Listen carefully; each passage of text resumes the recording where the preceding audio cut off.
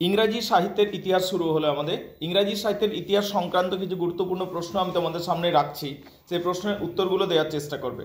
সবদিকে প্রথমে আমার প্রশ্ন হলো, গ্লোরিয়াস রেভলিউশন কত সালে হয়েছে? গ্লোরিয়াস রেভলিউশন কত সালে হয়েছে? কে বলতে পারবে? শোনা শোনা লাগছে কিনা, নাকি শোনাও লাগছে না? শোনা লাগছে না?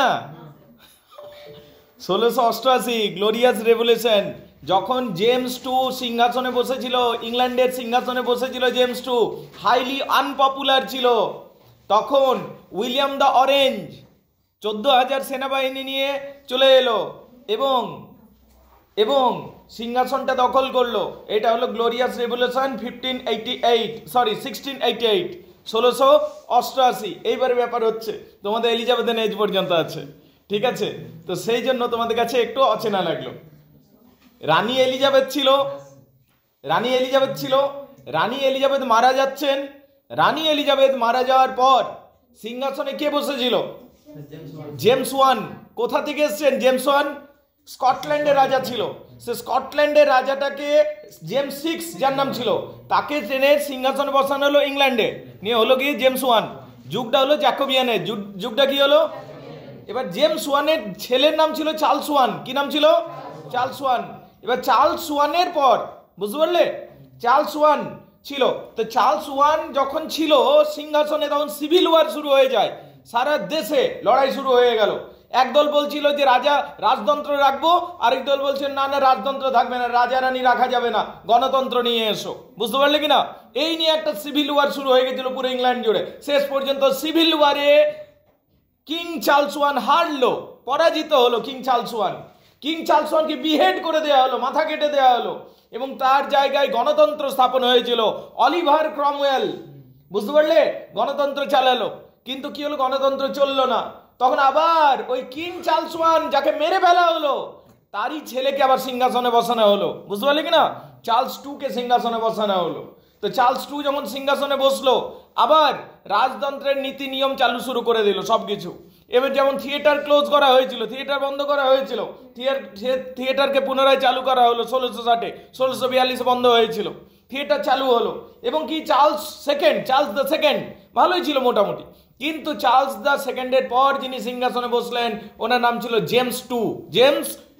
ইনি আবার ক্যাথলিক ধর্মের প্রতি এনার টান ছিল, এবং তিনি ক্যাথলিক ধর্মকে অ্যাকসেপ্ট করবেন বলছিলেন। তখন সবাই বললো না না না, কোনো ক্যাথলিক রাজাকে আমরা সিংহাসনে বসতে দেবো না। তখন কি হলো, এই জেমস টু কে সিংহাসন থেকে নামিয়ে দেওয়া হলো। জেমস টু সিংহাসনে বসেছিল, এবং সবাই জেমস টু বলছে আমি এবার ক্যাথলিক ধর্মকে গ্রহণ করব। কিন্তু ইংল্যান্ড বরাবর এই প্রোটেস্ট্যান্ট ধর্ম হয়ে গেছে হেনরি দা এইটের পর থেকে, মনে আছে? হেনরি দা এইট, এলিজাবেথ, রাইট, প্রোটেস্ট্যান্ট ধর্ম। তখন সবারই মনে একটা ভয় ঢুকে গেল যে জেমস টু তাহলে কি ক্যাথলিক হয়ে যাবে? এই সময়ে একটা মেয়ে আসছে তার হাজবেন্ডকে নিয়ে, যে রানী ছিল, ওই হাজবেন্ডটার নাম ছিল উইলিয়াম দ্য অরেঞ্জ। এই উইলিয়াম দ্য অরেঞ্জ 14,000 সেনা নিয়ে ইংল্যান্ডে এসে পৌঁছাচ্ছে। তখন জেমস টু সিংহাসন ছেড়ে ভয়ে পালিয়ে যাচ্ছে, এবং ইংল্যান্ডের লোকজন খুশি হচ্ছে যে এই রাজাটা হাইলি আনপপুলার ছিল, কাউকে দেখতেও না, কিছুই ছিল না, চলে গেছে, ভালো হয়েছে। এবং যারা এলো তাদেরকে খুশি খুশি সিংহাসন অফার করে দিল সবাই মিলে। এই যে একটা চেঞ্জ হলো, এটা হচ্ছে গ্লোরিয়াস রিভলিউশন। এটা কি বলা হয়? Glorious revolution. কোনো রক্তপাত ছাড়া রাজমহলের একটা রাজবংশ, মানে একটা বলতে পারে রাজা চেঞ্জ হয়ে গেল। This is they call Glorious Revolution 1688। মানে এটা বলে দিলাম, যদিও তোমাদের এলিজাবেথের এজ পর্যন্ত রয়েছে, তারপরের যুগ সম্বন্ধে একটা ধারণার জন্য আমি গ্লোরিয়াস রেভলিউশনটা একটা ইন্ডিকেট করে দিলাম। ক্লিয়ার না? ক্লিয়ার নয়? Everybody gets it? ক্লিয়ার? পরের প্রশ্ন আসছি, which is also very important, ঠিক আছে? আচ্ছা, বলবে টিউডর বংশের প্রথম রাজার নাম কি? Henry the seven. টিউডর বংশের প্রথম রাজার নাম কি? Henry the Seventh. বাহ, very good, Henry the Seventh. প্রসঙ্গতে তাহলে ওয়ার অফ রোজে আসতে হয়, ওয়ার অফ রোজে আমাকে আসতে হচ্ছে। ওয়ার অফ রোজের ব্যাপারটা কি? ওয়ার অফ রোজেস মানে গোলাপ ফুল নিয়ে লড়াই হয়েছিল, কি ব্যাপারটা বলো? ওয়ার অফ রোজেস বলবি? আচ্ছা বল, তোরটা শুনে নি। পয়েন্ট হচ্ছে ওয়ার অফ রোজেস কি? শোনো, ওয়ার অফ রোজেস, রানী এলিজাবেথ সিংহাসনে তখনও বসেনি, ঠিক আছে? রানী এলিজাবেথের বাবাও তখন সিংহাসনে বসেনি। রানী এলিজাবেথের বাবার নাম কি ছিল বাই দ্য ওয়ে? অষ্টম হেনরি, হেনরি দা এইট নাকি? আচ্ছা আচ্ছা, অষ্টম হেনরির বাবার নাম কি? হেনরি দা সেভেন, সপ্তম হেনরি নাকি? ওকে ফাইন, তাহলে গল্পটা হচ্ছে সপ্তম হেনরির গল্প, বুঝতে পারলে? আসলে ব্যাপারটা হচ্ছে ওয়ার অফ রোজেস 1455 থেকে 1485 হয়েছিল। 1455 থেকে 1485, 87 বললে বেটার হয়, 37, 1455 থেকে 1487। এইটাতে কি হয়েছিল, রাজবংশের এই দুটো দল হয়ে গেছিল। এক দলের সিম্বল ছিল সাদা গোলাপ, আরেক দলের সিম্বল ছিল লাল গোলাপ, বুঝতে পারলে? সাদা গোলাপ এবং লাল গোলাপ দলের মধ্যে লড়াই, এইটাকে বলা হচ্ছে দ্য ওয়ার অফ রোজেস। এইটাকে বলা হচ্ছে দ্য ওয়ার অফ রোজেস। এই দুটো দলের নাম কি ছিল? এক দলের নাম ছিল ল্যাঙ্কেস্টার, ঠিক আছে, আরেক দলের নাম ছিল house of York, house of York. Lancaster যারা ছিল তাদের ছিল লাল গোলাপ চিহ্ন, যারা হাউস অফ ইয়র্ক ছিল তাদের ছিল সাদা গোলাপের চিহ্ন। আসলে ঝগড়াটা কখন হলো? অনেকগুলো সিরিজ পরপর পরপর লড়াই হয়েছে, তবে মেনলি বলবো Henry the six, Henry the six তাকে যখন সিংহাসনে ছিলেন তাকে চ্যালেঞ্জ করলেন রিচার্ড ডি অফ ইয়র্ক, বুঝতে পারলে কিনা? এদের মধ্যে যে লড়াইটা হলো, এখানে আমরা দেখতে পাই হেনরি সিক্স পরাজিত হলেন, হেনরি সিক্স পরাজিত হলেন এবং রিচার্ড ডি ইয়র্ক জিতলেন, বুঝতে পারলে কিনা? এবং রিচার্ড ডি ইয়র্কের ছেলে সিংহাসনে বসলো, বুঝতে পারলে? তার নাম ছিল হেনরি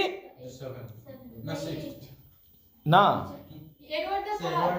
আরে কমান কমান কমান, এই ঠিকঠাক বলো, কেমন বলছো বলো তো, আমি নিজে কনফিউজ হয়ে যাচ্ছি। এডওয়ার্ড দ্য ফোর্থ সিংহাসনে বসেছিল। কে সিংহাসনে বসেছিল? এডওয়ার্ড দ্য ফোর্থ সিংহাসনে বসেছিল। এবার এডওয়ার্ড দ্য ফোর্থ একটা ফ্রান্সের বিধবাকে বিয়ে করেছিল, মনে আছে? কিছুদিন পর যখন এডওয়ার্ড দ্য ফোর্থ মারা গেলেন, তখন তার নবজাত শিশুকে সিংহাসনে বসতে দিল না বাকিরা, because they doubted the child is from some other men, বুঝতে পারলে কিনা? সেই জন্য কি হলো, সিংহাসনে নবজাত শিশুটি অধিকার পেল না, বরং তার পরিবর্তে অন্য একজন রাজপরিবারের সদস্য দখল করেছিল। ঠিক সেই রকম মুহূর্তে ইংলিশ চ্যানেল পার করে হেনরি দা সেভেন, কি নাম? হেনরি দা সেভেন এলো এবং সিংহাসন দখল করলো। ইংলিশ চ্যানেল পার করে এলো, হেনরি দা সেভেন সিংহাসন দখল করলো এবং হেনরি দা সেভেন ছিল রেড রোজ দলের। কোন দলের ছিল? রেড রোজ দলের। এবং সেই হোয়াইট রোজ দলের একটা মেয়েকে বিয়ে করে নিল। তাহলে এইখানে সমস্যার সমাধান হলো, বুঝতে পারলে কিনা? এইটাকে বলা হচ্ছে, আমরা কি বলছি, দ্য ওয়ার অফ রোজেস। এখানে ফিউডাল সিস্টেম সম্পূর্ণ ভেঙে দেওয়া হলো, রিডিস্ট্রিবিউশন অফ পাওয়ার হলো, রাইজ অফ টিউডার ডাইনেস্টি হলো, বুঝতে পারলে কিনা? Tudor dynasty Henry the seven থেকে শুরু। তাহলে টিউডার ডাইনেস্টি কোনখান থেকে শুরু? হেনরি দা সেভেন থেকে। টিউডার ডাইনেস্টি কোনখান থেকে শুরু? হেনরি দা সেভেন থেকে, বুঝতে পারলে কিনা? ঠিক। এবং হাউস অফ রোজেসের যে ঝামেলাটা ছিল, এটা চিরতরে সমাপ্ত হলো, চিরতরে সমাপ্ত হলো। তাহলে এক কথায় যদি বলতে হয় ওয়ার অফ রোজেস কি, ওয়ার অফ রোজেস হলো রাজবংশের মধ্যেই লড়াই। একদিকের একটা রাজবংশের লাল গোলাপ ছিল চিহ্ন, অন্যদিকের ছিল সাদা গোলাপ ছিল চিহ্ন। সিংহাসন নিয়ে লড়াই হবে। লাল গোলাপের দল সিংহাসন দখল করেছিল, কিন্তু মাঝখানে কি হলো, একটা নড়বড়ের রাজা চলে এলো লাল গোলাপের দলে, যে ছিল হেনরি দা সিক্স। কি নাম ছিল? হেনরি দা সিক্স। তখন হোয়াইট গোলাপের দল সিংহাসন দখল করেছিল, বুঝতে পারলে? রিচার্ড ডি ইয়র্ক, এবং সে তার সিংহাসনে তার ছেলেকে বসিয়েছিল, মানে হোয়াইট গোলাপ দলের। কিন্তু কি হলো, সমস্যা হলো কিছুদিন পরে সেই যে ছেলেটি সে মারা যাচ্ছে এবং তার নবজাত শিশুকে সিংহাসনচ্যুত করে দিচ্ছে রাজপরিবারের অন্যান্য সদস্যরা, বুঝতে পারলে কিনা? ঠিক সেই সময় Henry the seven English channel পার করে আসছে এবং সিংহাসন দখল করছে। হেনরি দা সেভেন ছিল লাল গোলাপ সদস্য বা রেড গোলাপ সদস্য, বুঝতে পারলে কিনা? এবং উনি যখন সিংহাসনে বসলেন হেনরি দা সেভেন, তিনি হোয়াইট গোলাপের দলের একটা মেয়েকে বিয়ে করে নিচ্ছেন। তাহলে red rose plus white rose হয়ে গেল, নিয়ে এইভাবে সমস্যাটা সমাপ্ত হলো। এইভাবে the War of Roses ended. Clear না? ক্লিয়ার নয় না? খুব মানে উপর থেকে বললাম জিনিসটা, but this is the fact. Everybody gets it? Clear? তারপরে আসছি আমি। আচ্ছা বলো, 1642 কি হয়েছিল? থিয়েটার বলো। 1642 পিউরিটানসরা থিয়েটারটাকে বন্ধ করে দিচ্ছে। হ্যাঁ, সিভিল ওয়ার তো হলোই, ঠিক আছে। 1642 থিয়েটার বন্ধ হয়ে গেল। থিয়েটার যাত্রা এলিজাবেথের যুগে যেটা এত ফেমাস হয়েছিল, তাই না? ঠিক। আচ্ছা বলবে, what is the Latin version of the Bible? Latin version of the Bible কি? জেরমস ভালগেট। জেরমস ভালগেট মনে আছে না? এটা ফার্স্ট টাইম পেলি? এটা হয়েছে রে, আলোচনা করেছি। আচ্ছা, ক্যাভেলিয়ার পোয়েটসদের নাম বলো, ক্যাভেলিয়ার পোয়েটসদের নাম বলো, যারা রাজাকে সমর্থন করছিল সেই সমস্ত পোয়েটসদের নাম বলো। হ্যাঁ, লাভলেক, তাই না? এই সমস্ত নামগুলো ছিল। ভেরি গুড, ভেরি গুড, ভালো বলছো। আচ্ছা, এভরিম্যান নামক একটা নাটক পাই আমরা। এভরিম্যান কি নাটক?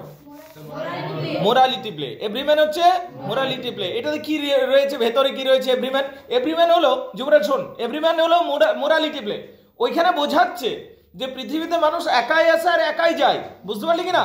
ওখানে একটা দেখাচ্ছে শেঠজি রাত্রি ঘুমাচ্ছে, হঠাৎ নক হয়ে গেল, তার দরজা খটখট করে কেউ যেন জোরে দরজা ঢুকছে। শেঠজি দরজা খুললো, দেখলে একটা যমরাজ চলে এসছে, যমরাজের দূত, যমদূত চলে এসছে, বলছে চলো তোমার সময় হয়ে গেছে। পুরো শেঠজি কাঁদতে শুরু করেছে, না না আমি এখনই কেন যাব, ঠিক আছে। তখন বলছে ঠিক আছে, তাহলে তুমি এক কাজ করো, তোমার তো সময় তো হয়ে গেছে, তোমাকে নিয়েই যাবো, কিন্তু তোমার যেহেতু একা লাগছে তুমি কাউকে নিয়ে নাও, যাকে নেবে নিয়ে নাও। তখন শেঠজি বললো ঠিক আছে, আমার তাহলে ওয়াইফকে নিয়ে নিই আমি। ওয়াইফকে বললো গিয়ে পর যে যমরাজ এসছে, আমাকে নিয়ে যাচ্ছে, তুমি যাবে কি আমার সাথে? তো ওয়াইফ বলছে আমি যাবো না। ঠিক আছে, তখন ও বেস্ট ফ্রেন্ড যাদের সাথে আড্ডা মারতে যায় তাদেরকে বললো হ্যাঁ রে তোরা কেউ যাবি? ওরাও বললে যাবো না। ছেলেকে বললো, মেয়েকে বললো, কেউই যাচ্ছে না। তখনও বুঝতে পারলো পৃথিবীতে আমরা আসলে একাই থাকি, বুঝতে পারলে কিনা? আর সময় এলে একাই যেতে হবে। তখন ও খুশি খুশি যাচ্ছে, চলো আমি যাব। যখন ও যাচ্ছে তখন হঠাৎ পিছন থেকে তাকে কেউ ডাকছে, শেঠজি আমি যাব তোমার সাথে। দেখছে কে আছে পিছনে, দেখছে একটা পাতলা হাড় জিরে লোক ছুটে ছুটে আসছে পুরো। বলছে তুই কে রে, এত কঙ্কালসার লোক, তুই এত পাতলা লোক, কে বলিস তুই? তখন বলছে আমি হলাম গুড ওয়ার্ক, গুড ডিড, আমি ভালো কাজ। বলছে তোর এমনি দশা কেন? বলছে তুই আমাকে সারা জীবন কোনো গুরুত্বই দিসনি, ঠিক আছে, আর এমনি দশা কেন নাকি? সারা জীবন আমার জন্য করবি কিছু, তবে তো আমি শক্তপোক্ত হয়ে থাকবো। তো বললে ঠিক আছে চল, নিয়ে ওকে নিয়ে যাচ্ছে। একটু পরে আরেকটা সুন্দর মেয়ে ছুটে ছুটে আসছে, বলছে আমিও যাবো। বলছে তুই কে? বলছে আমার নাম নলেজ, আমার নাম নলেজ, আমি জ্ঞান, আমি যাব তোমার সাথে। বলছে বাহ ভেরি গুড, চল চল চল। তখন ওরা তিনজন যাচ্ছে। অনেকটা যাওয়ার পর নলেজ আর হাঁটতে পারছে না। নলেজ বলছে আমি আর যেতে পারবো না, আমার সীমা শেষ, নলেজ থেমে যাবে। মৃত্যুর পর একটা জায়গায় এসে নলেজ থেমে যায়, আর জ্ঞান থাকে না আমাদের, বুঝতে পারলি কিনা? তারপরে তোর গুড ওয়ার্কটা, যেটা তুই ভালো কাজ করেছিস, শুধু সেটাই তোর সাথে যাবে। একদম যখন অনেকটা চলে যাবে শেষ মুহূর্তে গুড ওয়ার্কও বলবে যে এবার তোকেই সম্মুখীন হতে হবে ঈশ্বরের সামনে, এবং ঈশ্বরের সামনে গিয়ে তোকে ঈশ্বর পুরো একদম প্রজেক্টারে দেখাবে কি কি ভালো কাজ করেছিস, কি কি খারাপ কাজ করেছিস। এই দে বাচ্চার কাছ থেকে লাড্ডু খেয়ে নিয়েছিস, ঠিক আছে, সব কিছু তোকে দেখানো হবে। তো এইটা হচ্ছে এভরিম্যান, এইটা হলো এভরিম্যানের গল্পটা। Everybody gets it? ক্লিয়ার? সবাই বুঝে গেলে? ঠিক। আচ্ছা, ডক্টর ফস্টাস কে লিখেছে? Christopher Marlowe. ডক্টর ফস্টাস কে লিখেছে? Christopher Marlowe. ক্রিস্টোফার মার্লো কোন যুগের ছিলেন? রেনেসা যুগের। ইউনিভার্সিটি উইটসদের মধ্যে একজন। ক্রিস্টোফার মার্লো ইউনিভার্সিটি উইটসদের মধ্যে একজন হয় কিনা? ইউনিভার্সিটি উইটস গুলো কে কে ছিল? জন, লিলি পিলি, ন্যাশ, কিড, মার্লো, নাকি? এদের মধ্যে হেড ছিল মার্লো। ইউনিভার্সিটি থেকে বেরিয়ে আসা জ্ঞানীগুণী মানুষ, বুঝতে পারলে? এদের মধ্যে এদের লাইফস্টাইল কেমন ছিল? Bohemian lifestyle. বয়ে গেছে পুরো, বুঝতে পারলি? বোহেমিয়ান লাইফস্টাইল, কিন্তু এরা প্রচন্ড জ্ঞানী ছিল, বুঝতে পারলি কিনা? আচ্ছা বলো, এই ক্রিস্টোফার মার্লোর দুটো লেখা বলো। শ্যামলী বলবে, বলো। ওকে, এডওয়ার্ড দ্য সেকেন্ড, টেম্বারলাইন, আর কি বললাম? Doctor Faustus. আচ্ছা ম্যাডাম, তুমি ডক্টর ফস্টাস নিয়ে কিছু বলতে পারবে? ডক্টর ফস্টাসের গল্পটা কি ছিল বলো।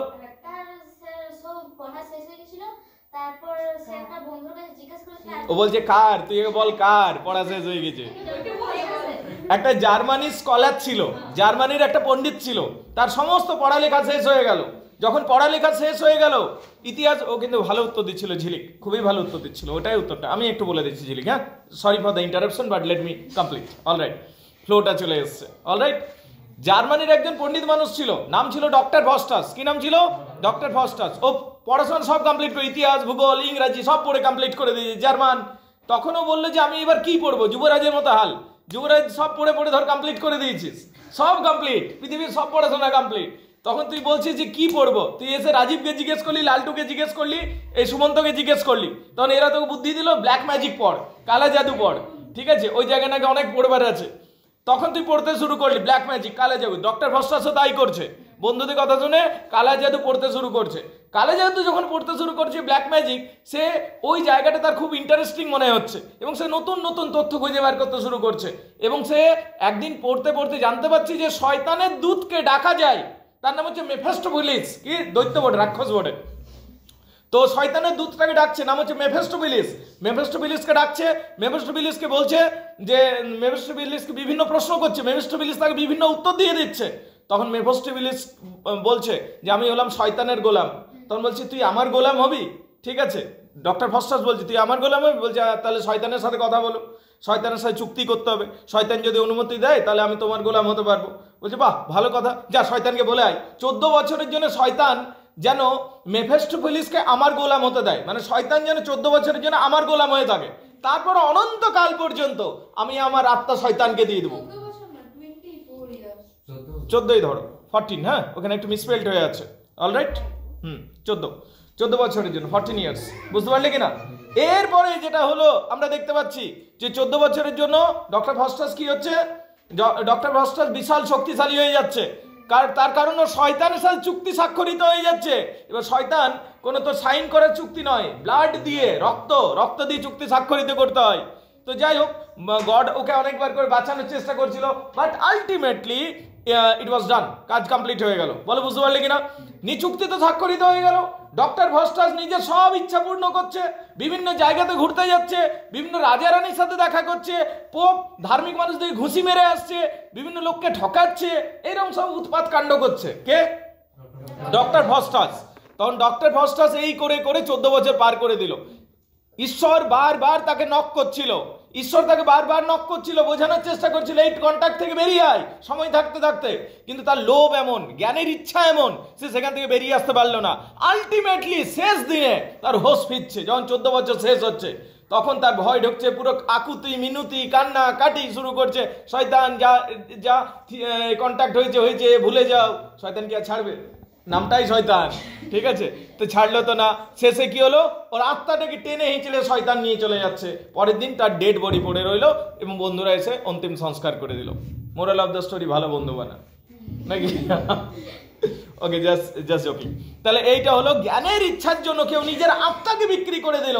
This is what we can say Doctor Faustus Renaissance স্পিরিটকে শো করে। 5-এ আসতে পারে, সেই জন্য আলোচনা করে দিলাম, বুঝতে পারলে কিনা।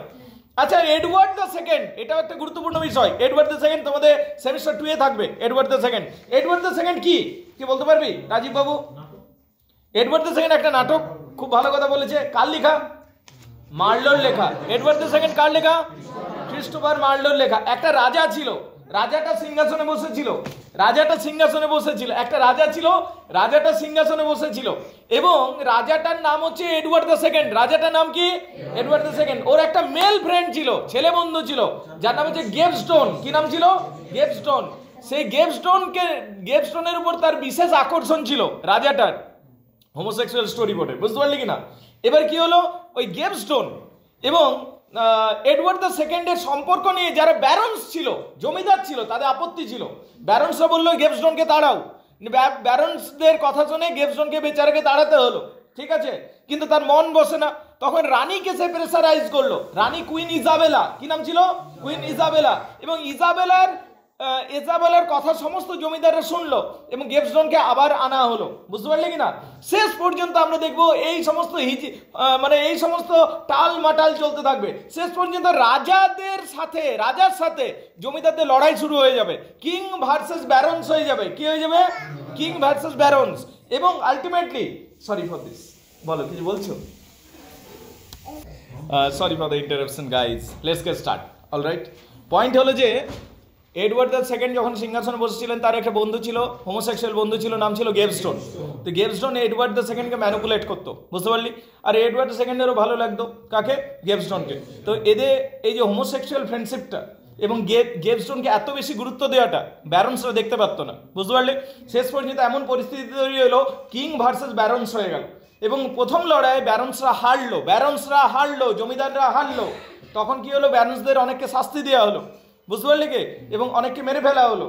কিন্তু তাদের মধ্যে থেকে একটা ব্যারন্স বেরিয়ে গেল, ইয়ঙ্গার মর্টিমার, কি নাম ছিল, ইয়ঙ্গার মর্টিমার বেরিয়ে গেল এবং অন্যান্য ভাবে শক্তি সঞ্চয় করলো, এবং শক্তি সঞ্চয় করে সে আবার রাজার বিরুদ্ধে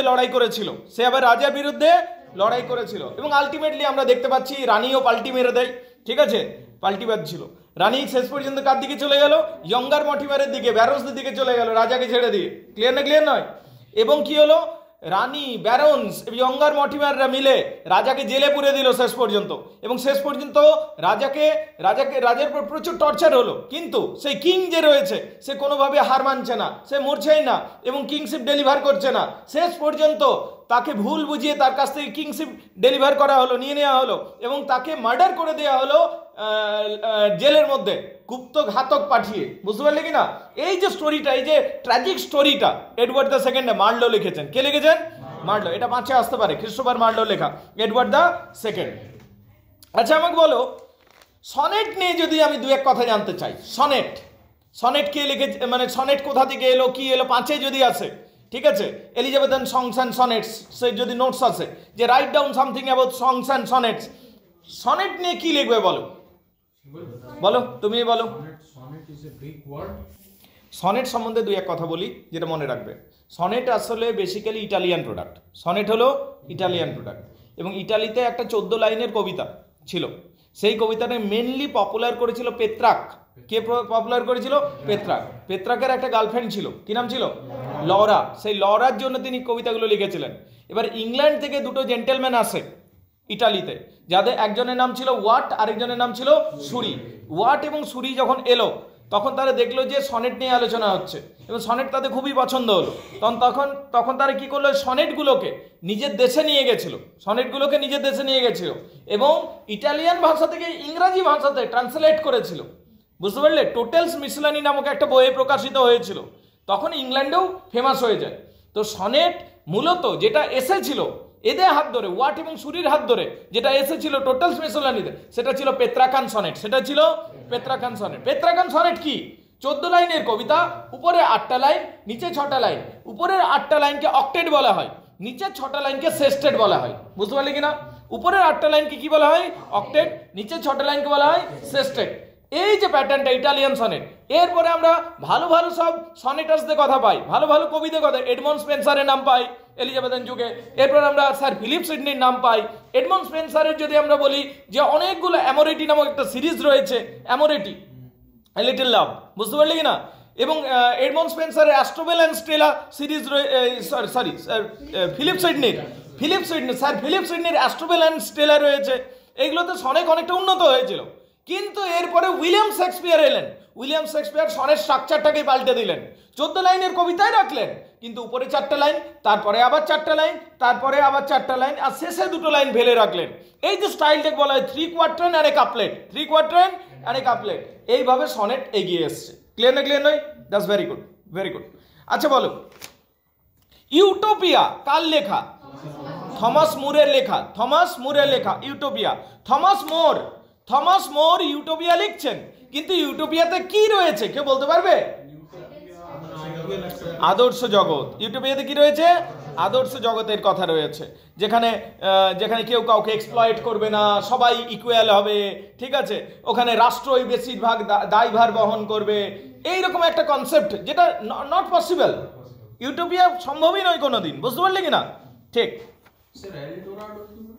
সরি, দাঁড়া দেখি। ঠিক আছে, প্রশ্নের উত্তরটা পেয়ে গেলাম তাহলে। হ্যাঁ, আচ্ছা, ফেয়ারি কুইন কে লিখেছে? Edmund Spencer. কে লিখেছে? Edmund Spencer. ফেয়ারি কুইন কত সালে? 1590 নাকি? The Faerie queen is most ambitious work of Spencer. The six books of the epic poem were published in 2 parts, 1590 and 1596. 1590 একবার প্রকাশিত হয়েছে, একবার 1596 প্রকাশিত হয়েছে দ্য ফেয়ারি কুইন। ক্লিয়ার নয়? ঠিক। এখানে কি দেখতে পাবো? ফেয়ারি কুইন, একটু মন দিয়ে শুনবে please. The Faerie Queene Edmund স্পেন্সারের লেখা। ফেয়ারি কুইন এডমন্ড স্পেন্সারের লেখা, যেটা 1590 এবং 1596 প্রকাশিত হয়েছিল। ঠিক আছে, fairy queen original poem was design to have 12 books. আসলে 12টা বই হওয়ার কথা ছিল। কটা বই? 12টা বই হওয়ার কথা ছিল। ইচ ইলাস্ট্রেটিং নাইটহুড, প্রত্যেকটাতে নাইটহুডের ব্যাপার ছিল।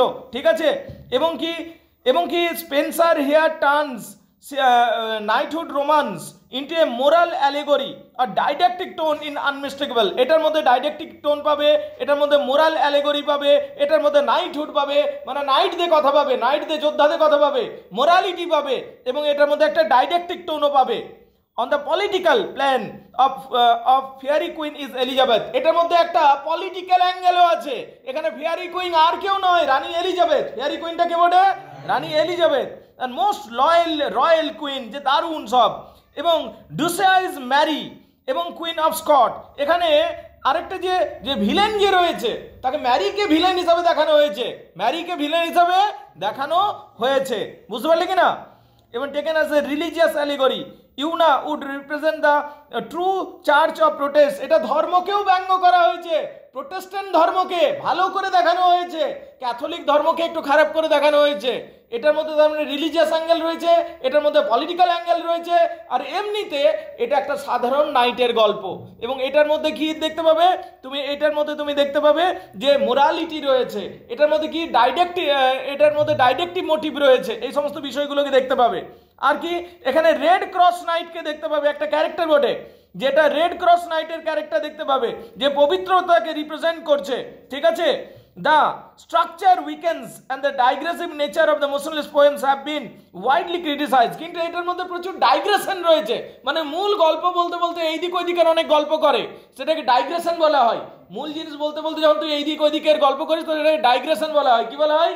ডাইগ্রেশন। এই বইতে ডাইগ্রেশন রয়েছে। কিন্তু এটা হিস্ট্রি অফ ইংলিশ লিটারেচারে একটা গুরুত্বপূর্ণ বই, যেটা আমাদের অবশ্যই জানা দরকার। ফেয়ারি কুইন বলে, বুঝতে পারলি কিনা? এরপর চলে আসছি ফেয়ারি কুইনের পর টোটাল মিসলেনি তো বললাম, ওইটা বুঝে গেলে। আর্কেডিয়া নিয়ে বলে আমাকে, what do you mean by Arcadia? Arcadia কে লিখেছে? স্যার ফিলিপ সিডনি লিখেছে। আমি এক কথায় জিনিসগুলো মনে করিয়ে দিচ্ছি, বুঝতে পারলে কিনা? আর্কেডিয়া কে লিখেছেন?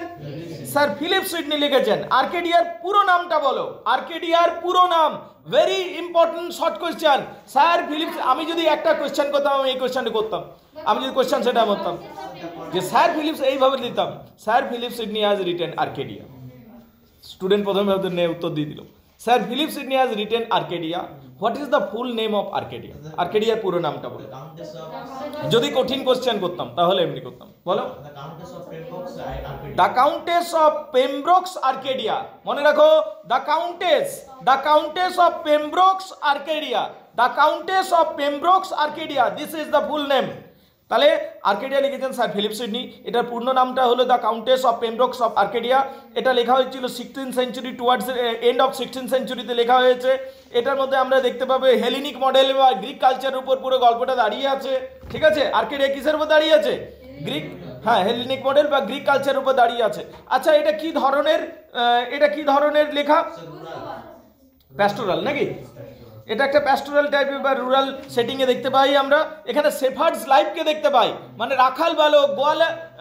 রাখাল বালক, তারপর তুমি বলতে পারো যে গরু চড়াই। ঠিক আছে, তাদের জীবনযাত্রা দেখতে পাই, তাদের প্রেম ভালোবাসা, এবং এখানে দেখতে পাই এখানে পলিটিক্যাল ট্রিচারি, কিডন্যাপিং, ব্যাটেল, রেপস, এই সমস্ত জিনিসগুলো আমরা দেখতে পাই, যখন আর শহরের ছবিও কিছুটা উঠে আসছে সেই সমস্ত বিষয়ের মধ্যে, বুঝতে পারলে কিনা? কিন্তু মূলত গ্রাম্য সেটিং এর উপর এটা একটা লেখা Arcadia. Everybody gets it clear? পরেরটা হচ্ছে অ্যান অ্যাপোলজি ফর পোয়েট্রি। কে লিখেছে An Apology for Poetry? Sir Philip Sidney লিখেছেন। স্টিফেন গোসন বলে একটা লোক ছিল, কি নাম ছিল? স্টিফেন গোসন, খুবই জ্ঞানী মানুষ ছিলেন। তো স্টিফেন গোসন একদিন বললেন, স্টিফেন গোসন বললেন যে poetry is the mother of all lies. কবিতা আমাদের মিথ্যা বলতে শেখায়। 2 নম্বর হচ্ছে poetry is wastage of times. Poetry আমাদের সময় নষ্ট করে দেয়, পোয়েট্রি মিথ্যা শেখায়, পোয়েট্রি আমাদের সময় নষ্ট করে দেয়। আর কি বলেছিল? It is the nurse of abuse. এটা থেকে গালমন্দ করা হয় পোয়েট্রি থেকে। এই সমস্ত অভিযোগগুলো করেছিল স্টিফেন গোসন। তখন সেই উত্তর দেওয়ার জন্য জরুরি হয়ে পড়ে কাউকে উঠে দাঁড়াতে হতো। তখন আমাদের স্যার ফিলিপ সিডনি উঠে দাঁড়িয়েছিলেন এবং একটা বই লিখেছে জানেন, অ্যান অ্যাপোলজি ফর পোয়েট্রি। এখানে অ্যাপোলজি মানে ক্ষমা চাওয়া নয়, অ্যাপোলজি মানে ক্ষমা বুঝি, কিন্তু এক্ষেত্রে ক্ষমা নয়, ডিফেন্স। অ্যাপোলজি মানে ডিফেন্স। আমি পোয়েট্রির হয়ে কিছু বলতে চাই, ঠিক আছে? হি ডিফেন্স পোয়েট্রি। এখানে পোয়েট্রির হয়ে তিনি কয়েকটা কথা বলেছিলেন। তিনি বলেছিলেন ইতিহাসেও মিথ্যা বলা হয়, ফিলোসফিতেও মিথ্যা বলা হয়, কিন্তু তাদেরকে তো কোনোদিন তুমি মিথ্যাবাদী বলো না। কবি বরং কবি কোনোদিনই ক্লেম করে না যে আমারটাই সত্যি, এমনি কোনোদিন ক্লেম করে না কবিতে কেন মিথ্যা বলা হচ্ছে বা মিথ্যাবাদী বলা হচ্ছে। 2 নম্বর হচ্ছে কবিতা কোনোদিন কাউকে গালমন্দ করে না, মানুষরাই কবিতাকে গালমন্দ করে, এটা 2 নম্বর।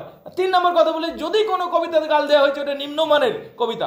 আচ্ছা, কবিতা নাকি জেলে পোড়া উচিত, প্লেটো বলেছিলেন। প্লেটো নিজেই কবি ছিল এবং প্লেটো নিজে বলেছিলেন যে নিম্নমানের কবিদের জেলে পোড়া উচিত, সবাইকে নয়। এই সমস্ত কথাগুলো বলা হয়েছিল, বুঝতে পারলে? ডিফেন্স করেছিলেন। মানে মূল পয়েন্টসগুলো আমি হিট করছি শুধু, বুঝতে পারলে কিনা? ঠিক। আচ্ছা, আমাকে বলবে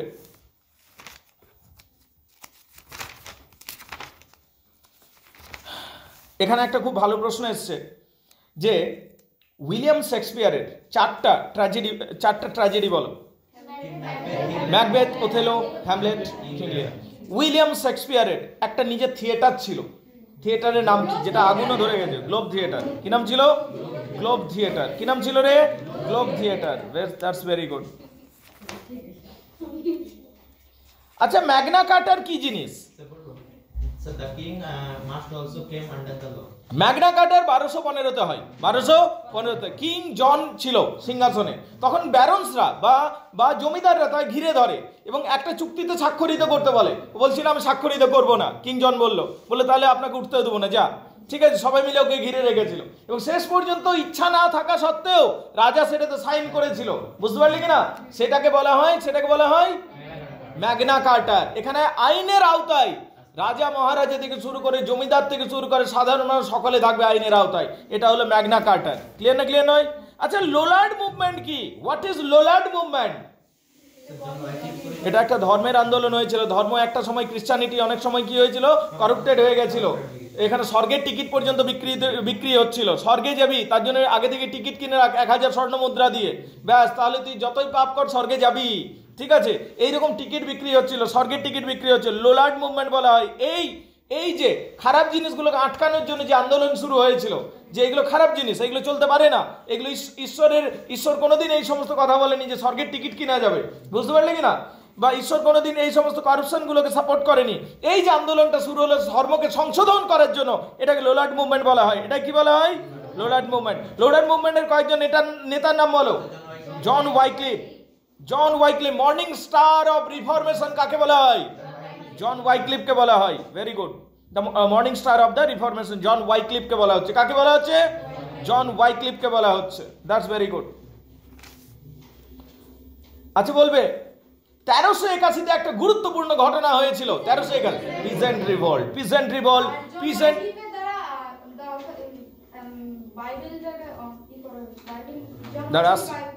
বলছি 1381 পিজেন্ট রিভল্ট। বেবি, এটার প্রশ্নের উত্তর দাও। 1381-তে পিজেন্ট রিভল্ট, কিন্তু 1349 এর শিকড় 1349-এ যায়, 1349-এ যায়। ঠিক আছে, কি হয়েছিল? প্লেগ হয়েছিল। তো প্লেগ কিভাবে কানেক্টেড হচ্ছে 1381-র সাথে? হ্যাঁ, মারা গেছিল। কারেক্ট, বাড়িয়ে দিয়েছিল, তখন তার প্রতিবাদ করেছিল। মানে এক কথা হচ্ছে 1349-এ প্লেগ হচ্ছে, 1/3 of the population died. Silk route দিয়ে কালো ইঁদুর এসেছিল। ঠিক আছে, সব সূত্র চীন নাকি? যাই হোক, কালো ইঁদুররা এলো ইংল্যান্ডের সাথে পরিবেশে কি হলো? কালো ইঁদুরের সংখ্যা বেড়ে গেল। এবার কালো ইঁদুরের সংখ্যা বাড়লো তো কি হলো? চারিদিকে প্লেগ ছড়িয়ে গেল এবং প্লেগ ছড়িয়ে যাওয়ার ফলে কি হলো? ইংল্যান্ডের 1/3 পপুলেশন ডাইড ইন 1349 প্লেগে। ঠিক আছে, তখন কি হলো? বেশিরভাগ যখন লোক মরে গেল, বেশিরভাগ গরিব মানুষ মারা গেছিল।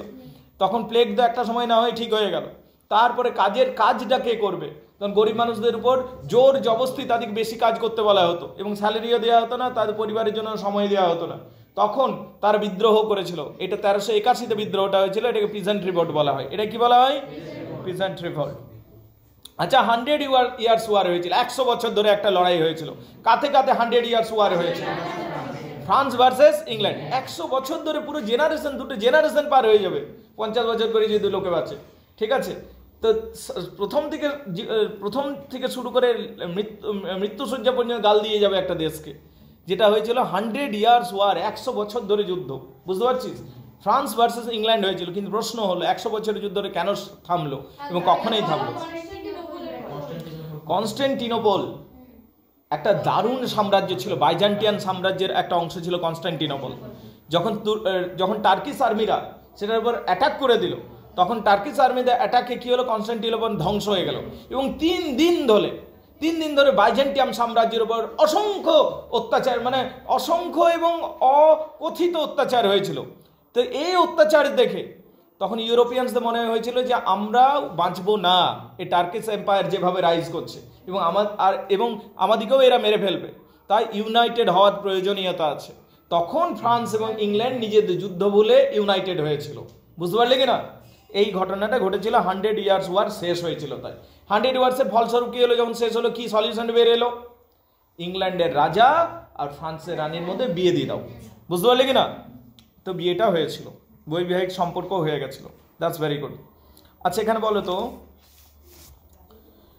এডওয়ার্ডকে কেন কনফেসার বলা হয়? কিং এডওয়ার্ডকে কেন কনফেসার বলা হয়? কিং এডওয়ার্ডকে এডওয়ার্ড দ্য কনফেসার বলা হয় কেন?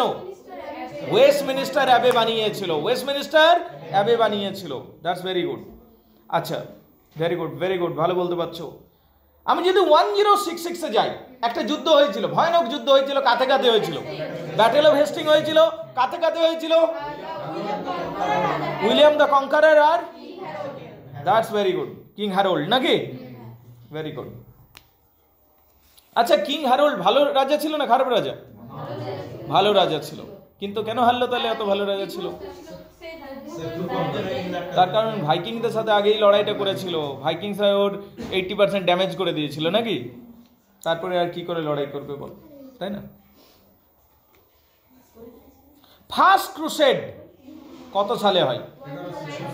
1196। 1096, সরি 1096, 1096। আর ব্যাটেল অফ হেস্টিং কখন? তাহলে দেখ, 1066-এ ব্যাটেল অফ হেস্টিং আর 1096-এ ক্রুসেড। কি মুশকিল রে! ক্রুসেড মানে হচ্ছে ধর্মযুদ্ধ। খ্রিস্টান ধর্মাবলম্বী মানুষ এবং ইসলাম ধর্মাবলম্বী মানুষের মধ্যে লড়াই, জেরুজালেমকে কেন্দ্র করে। বুঝতে পারলি? জেরুজালেম একটা পবিত্র জায়গা, তো ওটা কাদের দখলে থাকবে মূলত, সেই কারণে একটা ধর্মযুদ্ধ। ক্লিয়ার না? ক্লিয়ার নয়? এটা ক্রুসেড। জন গাওয়ার একটা বই লিখেছিল যে ভক্স ক্লেমেন্টিস, ঠিক ঠিক ঠিক, ভেরি গুড, কিন্তু আমার প্রশ্নটা অন্য ছিল। ঠিক আছে, জন গাওয়ার একটা বই লিখেছিল যেটা ফ্রেঞ্চ পোয়েম, ঠিক আছে, স্পেকুলাম মেডিটেন্টিস, যেটা আসলে ফ্রেঞ্চ পোয়েম, স্পেকুলাম মেডিটেন্টিস, ঠিক আছে। আচ্ছা, জুলিয়াস সিজার ইংল্যান্ডকে আক্রমণ করেছিল কত সালে?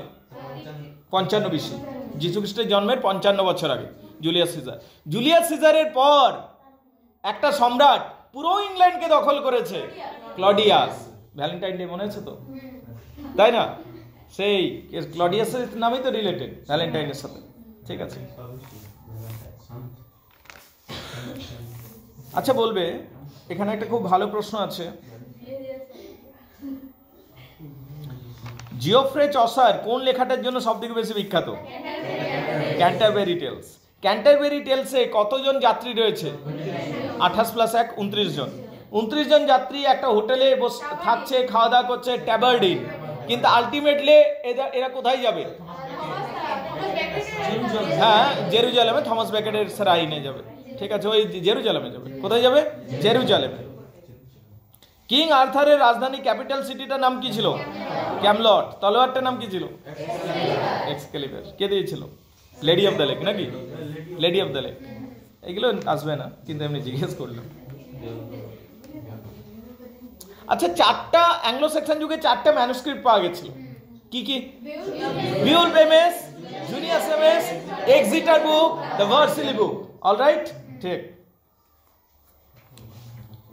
মিডিল ইংলিশ যুগে, মানে অ্যাংলো নরম্যান যুগটাতে, অ্যালিটারেটিভ পোয়েম কিছু লেখা হয়েছে। অ্যাংলো নরম্যান যুগে, বাই দ্য ওয়ে, 3 ধরনের লেখালেখি হয়েছে: অ্যালিটারেটিভ পোয়েম, রোমান্স, আর রিলিজিয়াস পোয়েম।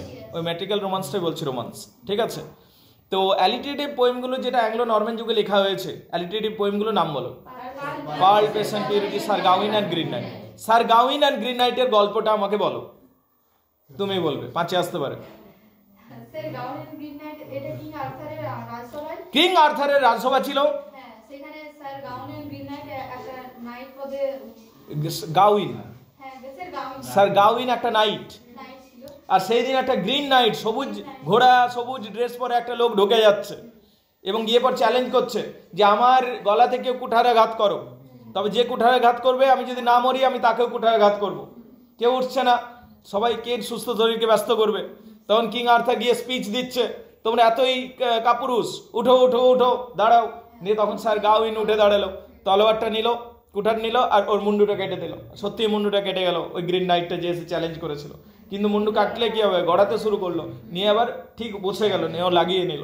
ঠিক আছে, তখন হলো মুশকিল। তখন গাউইন বলছে নে রে, এটা আরো কি। ঠিক আছে, তখন এবার গ্রিন নাইট বলছে এবার তুমি রেডি হও। তখন গাউইন বলছে আমাকে ছেড়ে দাও। ঠিক আছে, বলছে আমাকে, আমি বলেনি, মজা করছি। ঠিক আছে, বলছে আমাকে টাইম পিরিয়ড দাও, 1 বছর টাইম পিরিয়ড দাও, আমি নিজের পরিবার জীবন উপভোগ করে আসি, তারপরে আমি ঠিক চলে আসবো তোমার কাছে, তারপরে আমি আঘাতটা সহ্য করে নেবো। বলছি ঠিক আছে, 1 বছর এনজয় করে নে, যা, আমিও দয়ালু লোক বলি। ঠিক আছে, ওকে ছেড়ে দিল।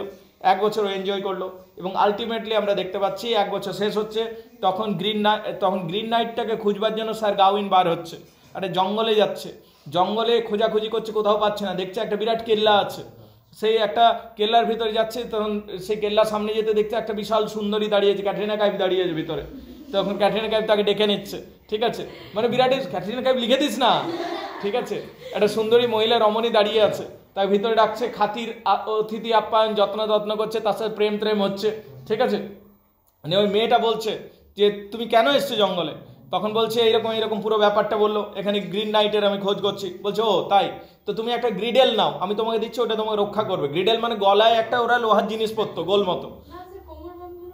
হ্যাঁ, তো এখানে গলাতে মারবে, তো এখানে কোমর বন্ধনী পরে কি করবে, গলাতেই তো আঘাত করে দিবে। গলাতে মারবে ম্যাডাম, গলাতে মারবে, কুঠারটা কোমরে মেরে কি করবে। ঠিক আছে, তো গ্রিডেলকে কোমর বন্ধনীও বলে, কিন্তু এখানে গলার বন্ধনীর কথা বলছে, বুঝতে পারলে? তো গলার বন্ধনীটা পড়লো, সবুজ রঙের ছিল, নিয়ে চলে গেল। কিছুটা যাওয়ার পর দেখছে একটা বিশাল লম্বা চৌড়া লোক গাছগুলোকে কুঠারের এক চোটে বন্ধ কেটে দিচ্ছে। তখন গিয়ে এবার বলছে আমি এসে উপস্থিত হয়ে গেছি, চলো আমি হলাম স্যার গাউইন, আমার গলাতে তুমি আঘাত করতে পারো। বলছে ও বাহ, তুমি তো বেশ সাহসী, খুঁজে চলে গেলে 1 বছর পর, চলো দেখি, গলাটা রাখো, নামো। জোরেও আঘাত করছে, কিছুই হলো না। আরেকবার আঘাত করছে, কিছুই হলো না। তারপরে জিজ্ঞেস করছে তোমার গ্রিডেলটা তো বিরাট আছে, এটা তুমি কোথায় পেয়েছো? ঠিক আছে, বলছে এটা আমার ছোট থেকেই ছিল, এমনি বলছে, তোমার মিথ্যা বলে দিল। বলছে এইবার তুমি গলাটা পাতো, নে। এইবার গলাটা পাচ্ছে, তখন কি হচ্ছে, তখন চোট লাগছে, ওর কাঁধে লাগছে। তখন বললে জানো, তুমি মিথ্যা বললে বলে ওই গ্রিডেলটা তোমাকে বাঁচাতে পারলো না। বলছে হ্যাঁ, বলছে এইরকম। বলছে কি, তুমি কি করে বুঝলে? বলছে এটা আমারই গ্রিডেল বটে, আর তুমি যে ঘরটাতে ছিল ওটা আমার ঘর ছিল। ঠিক আছে, বুঝতে পারলি কিনা? তখন ও লজ্জিত হলে ছেড়ে দিল। So this is the story. Clear না ক্লিয়ার নয়? স্যার গাউইন অ্যান্ড গ্রিন নাইটের স্টোরিটা। Everybody gets it clear? তারপরের অংশে আসছি।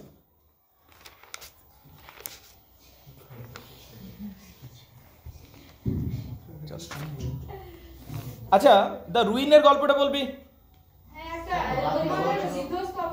রুইন হলো অ্যাংলো স্যাক্সন যুগের এলিজিয়াক পোয়েম, অ্যাংলো স্যাক্সন যুগের এলিজিয়াক পোয়েম, এলিজিয়াক পোয়েম।